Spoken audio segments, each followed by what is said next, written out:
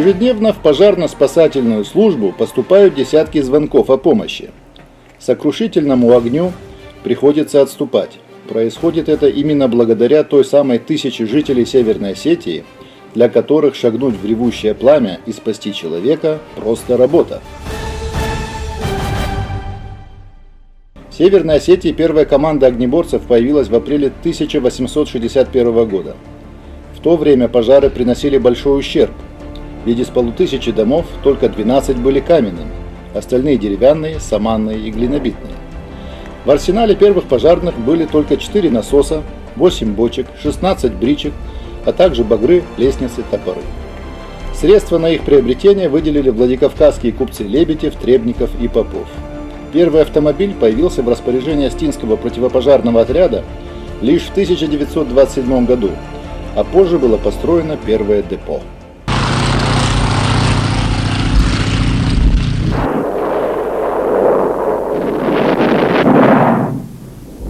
В Северной Осетии, да и вообще на Кавказе, очень сильны традиции. Сегодняшние бойцы ни на минуту не забывают, что за ними опыт и мудрость их наставников, тех, кто в далеком в августе 1942 года в прифронтовом Дзао-Джикао под обстрелами противника организовывал противовоздушную оборону, которая уже потом в мирные 60-е переросла в штаб гражданской обороны СССР, а затем Министерство по делам гражданской обороны, чрезвычайным ситуациям и ликвидации последствий стихийных бедствий. Менялись названия, структура, кадровый состав, расширялся перечень целей и задач, возрастали требования, совершенствовалась материально-техническая база, но неизменным оставалось одно – мотивация на спасение.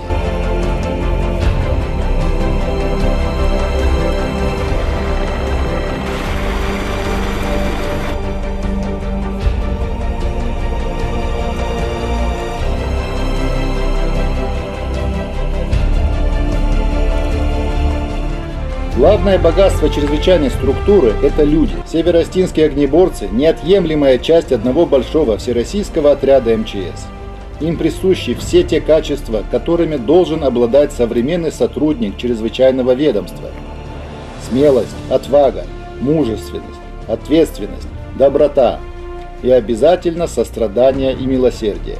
Если сердце не болит за чужое горе, значит можно спасовать, затормозить. А как известно, в иных ситуациях счет идет на доли секунды.